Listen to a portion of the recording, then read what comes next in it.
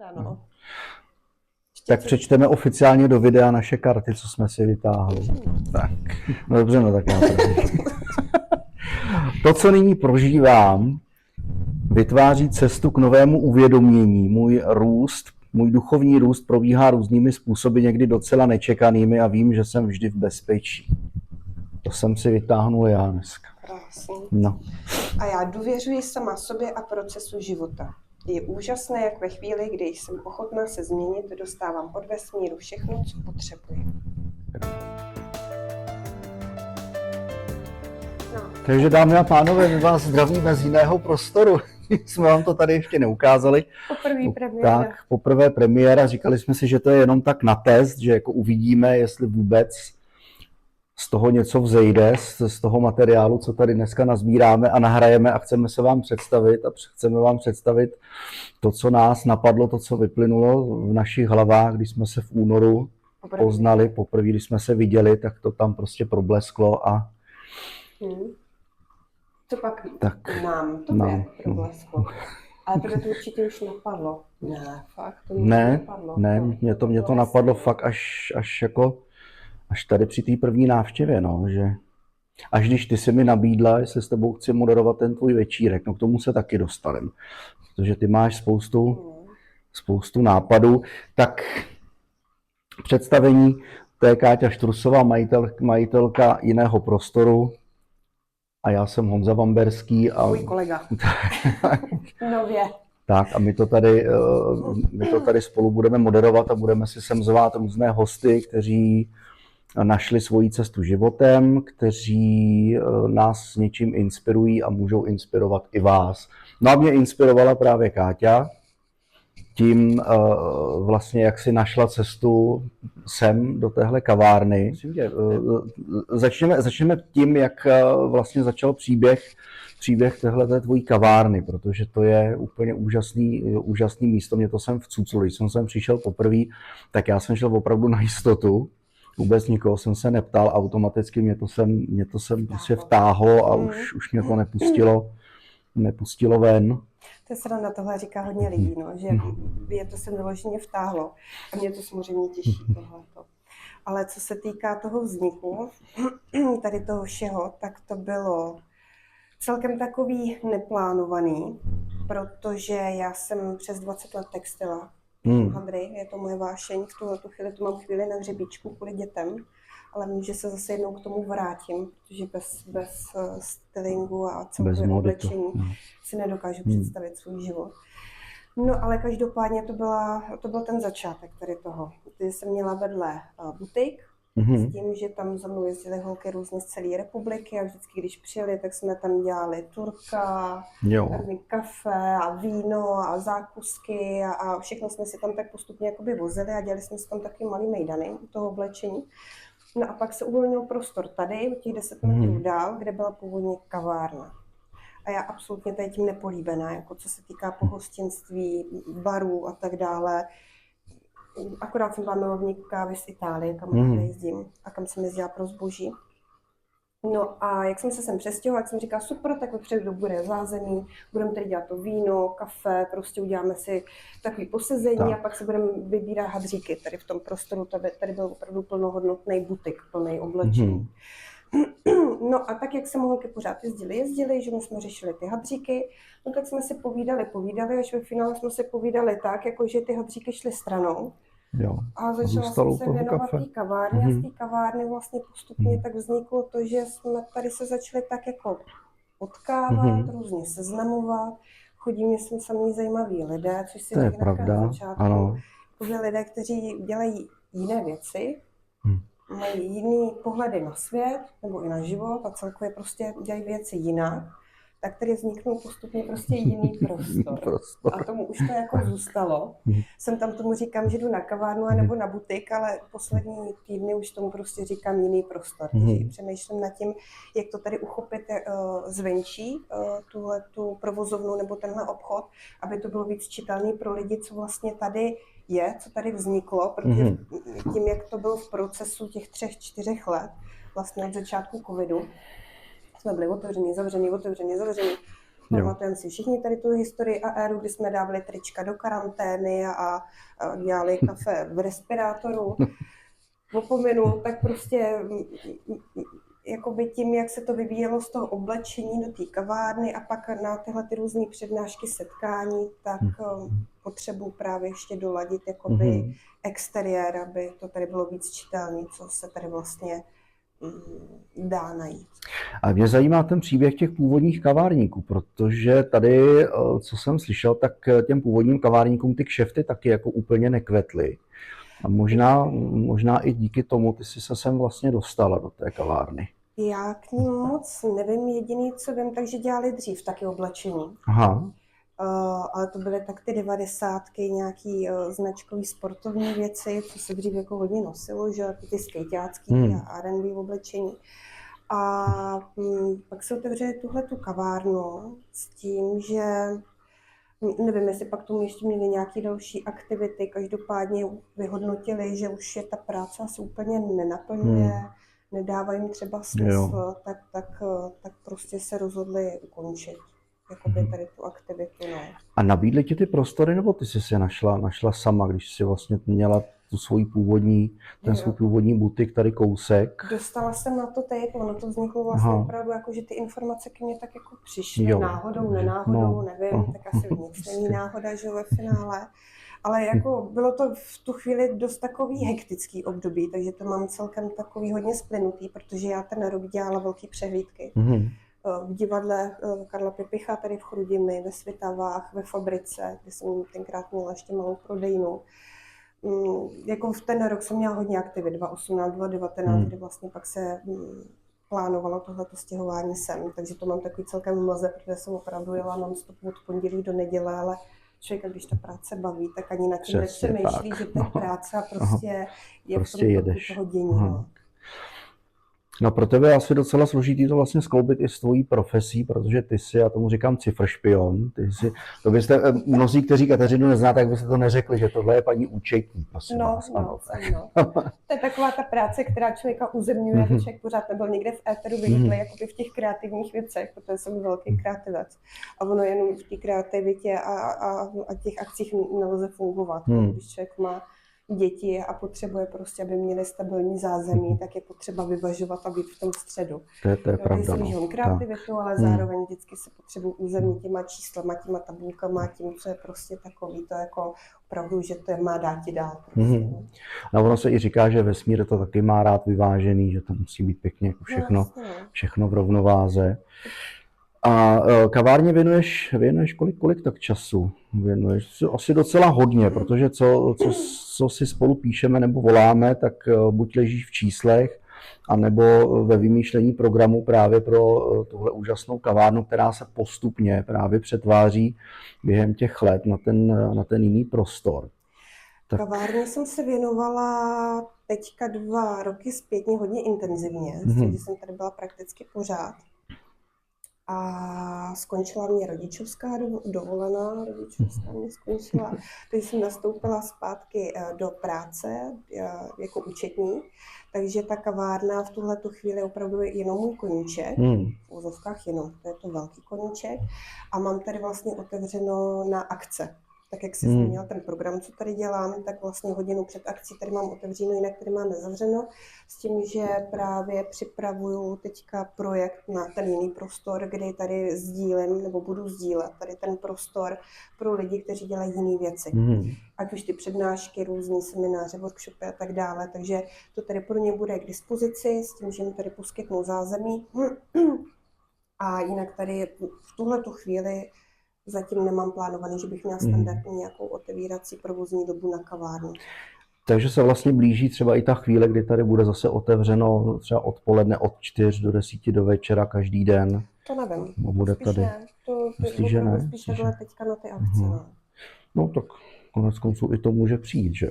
Přesně, to teď nás čeká loutkářská Chrudim, pouč je v srpnu. Jo, tady se pořád něco děje, takže ono ve finále tak člověk tady má otevřeno vlastně, když je tady nějaká ta aktivita a jsou lidi ve městě. To je teda, co musím říct, tak celkem problém Chrudimi a myslím si, že to je velká škoda. Je to, že to město je poměrně dost prázdné. Jo, takže by bylo fajn třeba i se zaměřit Jsem- právě na turisty, protože si myslím, že tady opravdu mají co vidět. Ty teďka nově Chrudimák. Tak, ano, já jsem nově Chrudimák a můžu to Teď mě potvrdit. to tak naběhla jako voda na mlýn, tak můžeš sám teďka poreferovat, Já jak dlouho bydlíš jsem v Chrudimi. toho živoucím důkazem, že opravdu Chrudim nadchne. Já jsem tady měsíc. 15. Už je dubna, krásný. 15. dubna jsem přebíral byt a tak trošku mě vlastně k tomu životu tady v Chrudimi přivedlo to, že Chrudim mě nadchla, už když jsem sem po dlouhé době zajel právě na tu besedu, kterou jsem tady měl, první na toho opožděného Valentína, tak mě to tady tak nadchlo, pak jsem přijel několikrát po sobě a tak jsem si říkal, já bych tady chtěl žít a pak i ten výhled z toho okna tady, vlastně na tu Chrudim, tak jsem říkal, tady by to bylo krásný, tady je prostě klid, tady člověk jde v té největší denní špičce, jdeš po té hlavní Palackého třídě a prostě si užíváš ten klid oproti tomu 100 000 městu, ve kterém jsem žil vlastně 20 let. Tak já jako kluk z vesnice a maloměšťák tohle to jsem uvítal.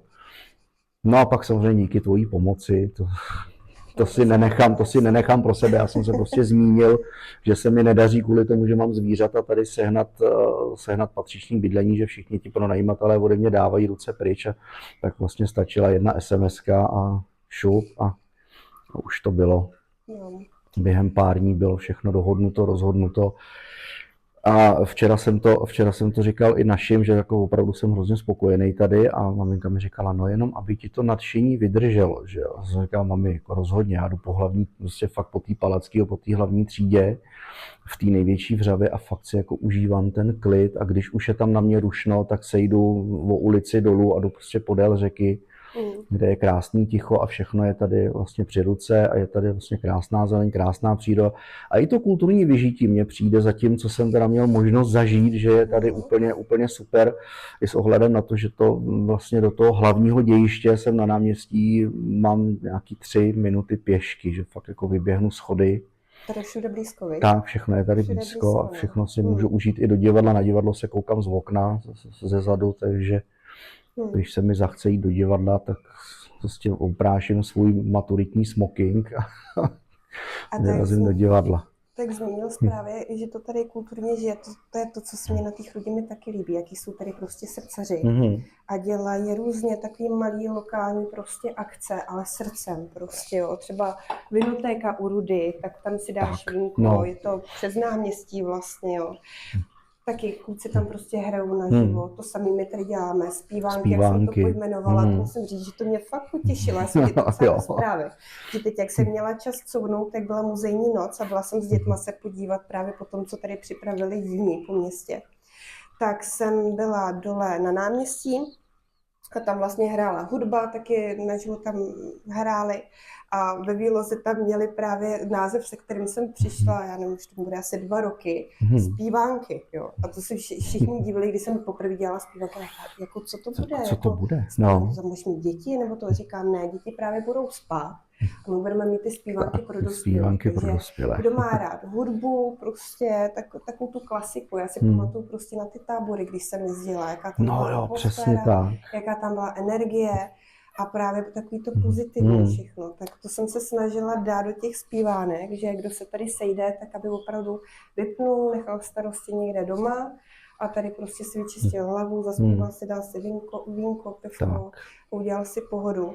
Tak právě to mě potěšilo, že teda název zpívanky se takhle ujal a že už to je přes Polní, v jiných vesnicích a městech, kde tam teda dělají taky zpívánky a běhají ke mně takhle ty plakátky, tak mě těší, že člověk je docela takhle jako pro někoho inspirací, no, to je fajn. To není jediný vlastně i to kreativní malování, co tady máš, nebo to relaxační malování s Lucy, tak to už vlastně Lucy má taky v Heřmanově Městě, dokonce snad i v Lázních Bohdaneč už. Taky, ale s tím, že teďka právě se hodně soustředí na svůj ateliér, který tady má v Chrudimi a připravuje tam vyloženě i malování na míru pro klienty, což si myslím, že pro ně taky skvělý, protože ten ateliér to je inspirující místo. A určitě doporučuji tady ten zážitek mít, protože člověk taky tam vypne a je to hodně takový až meditační, no. Že člověk se uzavře sám do sebe a To je tvoří. pravda, No. to je pravda. Já jsem si to tady jednou vyzkoušel, to dílo už mám doma pověšené v kuchyňském A nabíjí? koutku Pozitivně. a nabíjí pozitivně, no, přesně tak, no. Takže až někdy uvidíte plakát na Facebooku na akci relaxační malování, tak rozhodně neváhejte, pánové, není to jenom pro dámy, je to Tak, i pro chlapy. pány, No. no. Myslím si, že to je opravdu super relax tohleto, no. Myslím si, že Pegas, který visí za tebou, je toho důkazem a Lucy říká, že prej čeká na mě. Tak už se na něj těším. Já jsem se na něj zamiloval do toho obrazu. No. Já potřebuji, aby Lucy mezi tím namalovala další obraz, abych taky neměla prázdnou stěnu a může už jít do světa hnedka. Dobře, tak.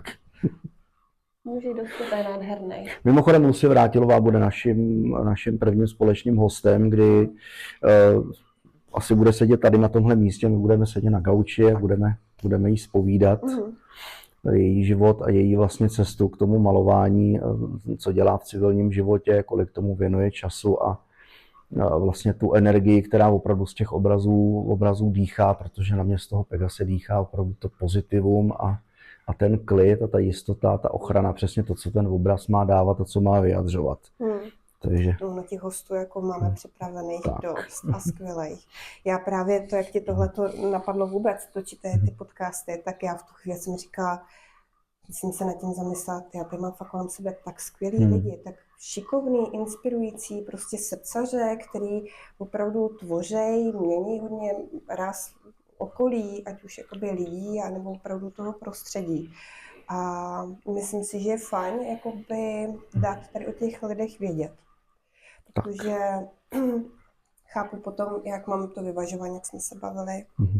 Tak. Éter a to taky podnikání a práce v zaměstnaneckém poměru, tak díky tomu, že jsem se vrátila do práce, tak vlastně vidím, když člověk chodí do práce, standardní práce, tak jak to je v kvapu, jak to je v presu, jak opravdu člověk má najít určitý jakoby pondělí, úterý, pátek, jo, pak hurá, víkend a nemá tam úplně moc prostoru jakoby se zamyslet nad tím, že by si mohl třeba jako odpočnout nebo relaxovat, anebo třeba navštívit nějaký zajímavý města, anebo setkat se s nějakými zajímavými lidmi.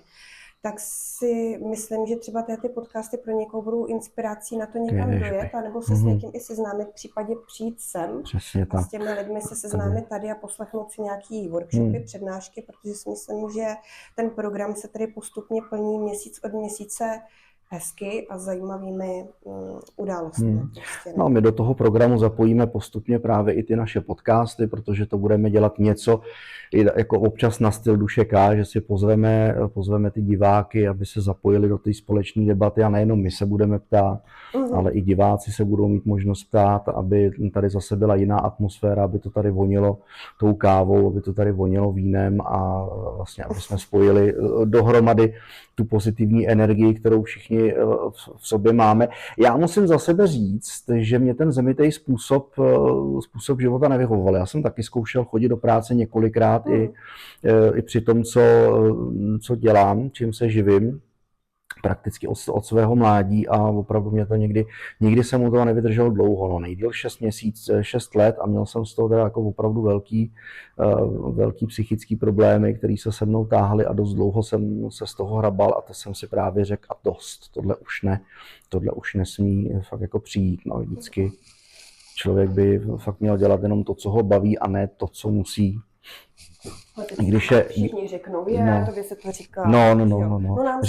Nám se to říká, přesně tak. Nám se to říká, protože já teď pár dnů, týdnů zpátky, tak jsem procházela opravdu extrémně náročným obdobím.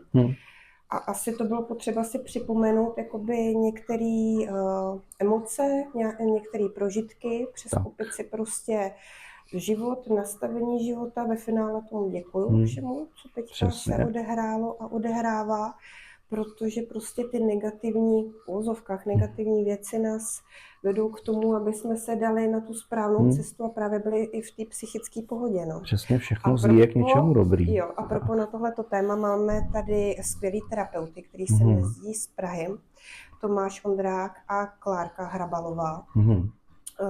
jsou opravdu výborný, takže doporučuji potom, až tady budu mít nějakou besedu, tak sem přijít s tím, že tyhle ty besedy nestreamujeme, samozřejmě, protože tady probíráme hodně citlivý téma.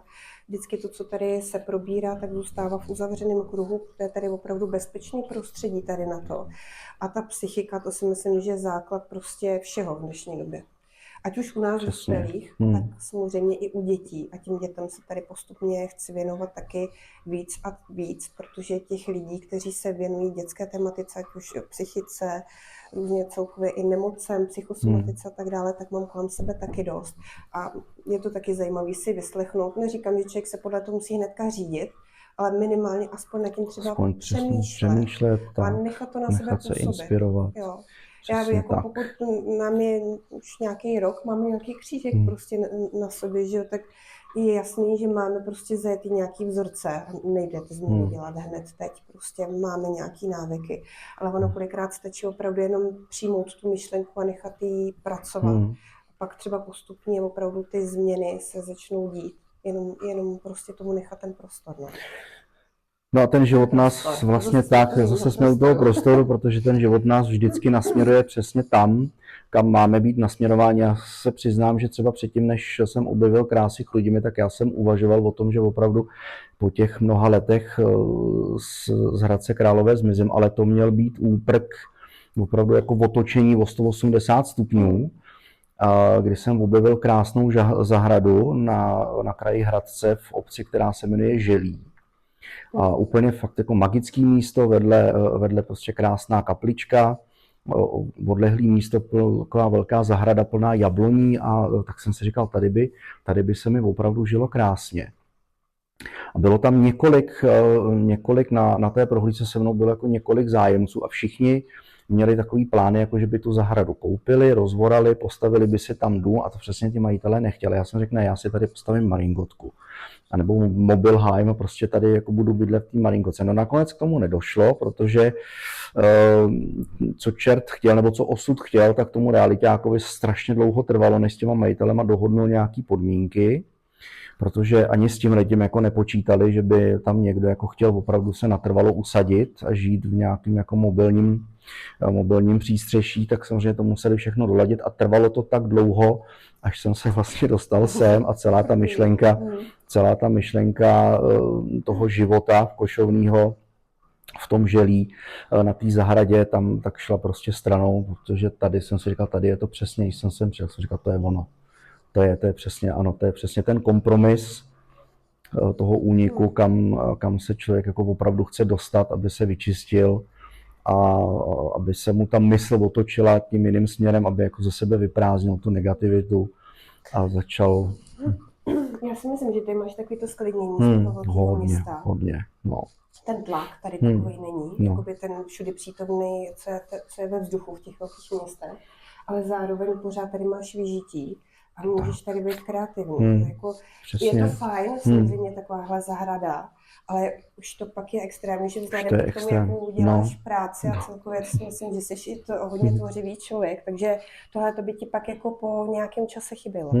Je pravda, že mě pořád něco napadá, teď jsem začal načítat audiopovídky, v neděli jsem tady pod schodama v antikvariátu objevil Endspiegela, kterýho taky jako chci načíst, takže už si ho předčítám a až dodělám Haškovy povídky, tak se vrhnu na Endspiegela a bude to pokračovat dál a tady vlastně opravdu je na to i klid, no, jako v tom Hradci tam to nešlo, tam opravdu tam byl rachot, všude živo, pořád se v tom domě, kde jsem bydlel, něco dělo, pořád tam někdo něco předělával, někdo něco vrtal. Tady je to ráj. No a tady jsme na kavárně, mě to nikdo nevěří ze začátku, takže říkám, sedneme si u okna, jsme centrum, jako pěší zóna, prostě jo. Otevře se okno a tady neslyšíte auto, tady je prostě zpěv ptáků. A do toho Budha. Ano, a do toho, přesně tak, a do toho Budha. A mě strašně baví si večer opravdu otevřít okno a fakt jako poslouchat, jak ty ptáci štěbetají, jak tady krákají havrani, protože Chrudim, mimochodem, to je město koček a havranů. Hlavně koček. Tak a hlavně koček, člověk jich tady v centru potkává, jako, ne, že bych jich doma měl málo, mám 4, ale jako prostě koček není nikdy dost, takže... No ještě bych jenom navázala na ten klid, tak loni, nevím jestli letos teda bude se to zase tady konat, tak tím, že bydlím na Hradbách, tak dole takový plácek. Jo. Já jsem to ukazovala. A každý úterý večer tam vždycky se setkávali v loni lidi a jamovali tam, prostě zpívali, jamovali. A bylo to super. Já jsem si vlastně celý rok připadala jak na dovolený někde u moře. Na pojíždí nějaký auto. A my si to tady prostě celou chrudíme. A teď, jak byla ta muzejní noc, tak vlastně ty jsi byl tak, v muzeu si sednout na terase a posílali jsme si navzájem videa, já z okna, jak mám koncert teda jakoby s vínečkem v obyváku na gauči a ty jsi to užíval přímo na terase, no. Tak to se neslo taky krásně a to jsem nahrávala, bylo to kouzelný, ještě magický, s tou nocí, s tou chrudí rozářenou, tak jsem dělala video, dávala jsem to historička, kde jsem tě označila. To fakt bylo kouzelný, no. To nemělo chybu. Tak na tohle to se vždycky těším na celý léto. Tak já už teda teď taky, to jsem ani pořádně nevěděl, že to tady je, to si mi říkala až ty a to mám taky kousek, že opravdu to je, nemohlo to dopadnout líp, si myslím, to bydlení, no, že opravdu člověk jako v centru toho kulturního dění a já si myslím, že tou zahradou bych z toho vypadnul a že bych trošku jako zludračil a zdivočel a nechal bych se zarůst vousem a žil bych trošku jako, žil bych trošku jako poustevník, to jsem měl původně trošku jako v plánu, ale úplně ne, no. Aha, to super, to by měl jiný plány. Myslím si, že teď to je takhle pro tebe úplně... Člověk mění a osud mění. No, teď si světá kartu. Ano, přesně tak. No, já taky, máme to naprosto přesný. Máme to naprosto přesný, ta karta je toho zdárným důkazem. Tak pojďme se teď dostat prosím tě k tomu, co třeba ty máš v plánu a co máme v plánu tady spolu v téhleté úžasné kavárně, kterou jsme teda pojali i jako jiný prostor a kterou i představíme v některých z následujících videí, že to tady detailně projdeme s kamerou a ukážeme, jak to tady vypadá, jaká je tady krásná atmosféra a že opravdu tady jsou nějaký náznaky, že opravdu je to spojená kavárna teda s módou, ale tady jako za kamerou to není vidět, tady jsou přímo jako opravdu regály a věšáky plný oblečení. Takže já kdybych přišel na krásně v roztrhaném tričku, tak tamhle jako prostě sáhnu, vlíknu si košili. No už moc ne, už velikosti tady nejsou, to jak jsem říkala, tak to oblečení momentálně teďka mám na hřebíčku kvůli dětem, že na to není prostor. Na tohle není teda prostor na to oblečení, protože pro kolekce jsem si jezdila do zahraničí, já jsem neměla nic českého, takže opravdu jsem zatím měla stovky kilometrů, což v tuhle chvíli fakt není možný, ale jak jsem říkala, až dozraje čas, tak prostě dozraje čas, vůbec to nehrotím, ale mám tady nějaký kolekce, který doprodávám, takže teďka první věc je potřebuji tady vyprodat sklad, který není úplně velký, ale na to, aby jsme si to tady předělali všechno tak, jakou mám já představu, takže budu do 14 dnů dělat velký výprodej. Myslím, že tady spousta lidí může chytnout hezký kousky za moc pěkný ceny. To je první věc. Druhá věc je ta, že kavárnu už mám teďka skoro hotovou, co se týká procesu jakoby toho interiéru. Protože já, jak malou chrudím, tak jsem postupně vytiskla fotky starých chrudimy a mám po celé kavárně fotky starých chrudimy. A fotky, které jsem měla z akcí a z módních přehlídek a z přednášek a tak, původně na kavárně, tak teďka jsou za tebou tamhle připravený, že nabouchám právě tady na ty zdi, které v tuhle chvíli mě holí. Jo. Takže tady ta zadní část, kde máme i mimo jiné i zpívánky, živou hudbu a tak tady chci mít právě fotky z těch našich setkání, kde jsme, teď už musím říct přátelé, to ani nejsou klienti, ale pro přátelé a kamarádi, tak právě za ty 2-3 roky, co se tady odehrálo, takže i ty nově příchozí z toho budou mít tak nějak představu, co všechno už se tady událo a jaký věci se tady prostě konají. Takže teď už scénický čtení s Lukášem Muchou. Teďka jsme tady měli vlastně, když šlapky mluví a bavili jsme se o Katu Mydláře a historii Chrudimi. To scénické čtení, tak se tady snažíme podpořit prostě knížky českých autorů a spisovatelů. To se tady četlo vlastně v loni Decameron, který vzniknul v době covidu a byly to krátké povídky. Mám nějaký záznamy i na Insta profilu. Nemělo to chybu, bylo to taky skvělý. Pak tady děláme různé setkání a přednášky, jako třeba astrologie, aromaterapie, psychosomatika.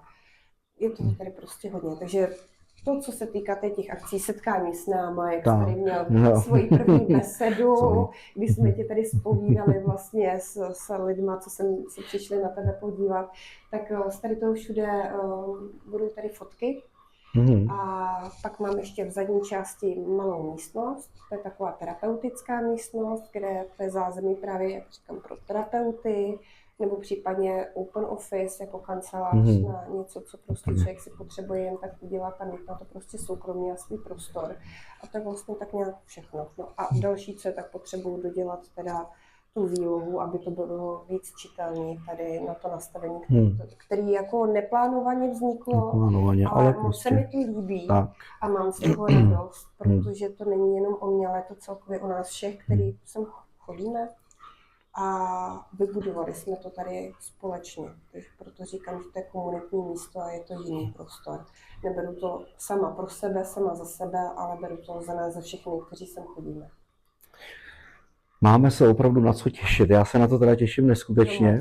Už je to od toho února, kdy jsem sem poprvé vkročil a kdy se mi to tak jako začala nastíňovat,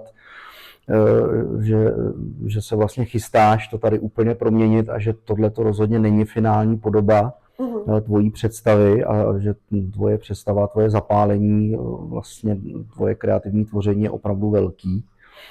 No a lidi taky kolem mě. Já musím říct, že před měsícem a půl tak jsem se zapojila do Pink Akademie, což je podpora podnikatelů a máme tam představit tady ty své projekty a aby jsme mohli představit, tak tam předtím byly konzultační hodiny a nějaké setkání, díky kterým právě jakoby se to všechno tak jako dotvořilo, doprofilovalo a musím říct, že i ta Pink Akademie, že to je skvělá věc a za to teda v městu velký dík, že nám to tady zprostředkovalo, protože se tam setkali, myslím si, fajn lidi. A už jsme měli i schůzky mimo tady to prostředí Pink Akademie a právě už dáváme dohromady projekty, se kterými oni tam přišli, já jsem přišla a postupně to začínáme tak propojovat a tvořit. Takže si myslím, že ta Pink Akademie určitě splnila účel. A já jsem za to ráda, že se to tady konalo a respektive ještě teďka 2krát nebo 3krát bude konat, protože jsme měli možnost se prostě setkat lidi, kteří máme jiné myšlení a jsme kreativní a chceme tvořit. No. Tak já si přeju, ať jsme si všichni navzájem inspirací. To je to nejlepší, co se nám může stát, když se vlastně budeme sdělovat ty naše životní příběhy, ty naše myšlenky, to, co nás táhne, přesně tak, a navzájem se podporovat. A i to je vlastně tak trochu myšlenkou toho našeho projektu, do kterého jsme dneska rovnýma nohama vkročili. Tedy do našeho napřímo.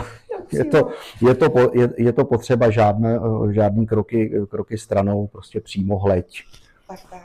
A vstup do jiného prostoru. Tak děkuji za to a strašně se na to těším. Dáme si na to druhý Určitě, kafe. dáme si na to druhý kafe, výborně. Tak jo. Tak mějte krásné odpoledne nebo večer podle toho, kde na to budete koukat. A těšte se na Luci Vrátilovou. Ano. To bude naším prvním hostem. Ahoj.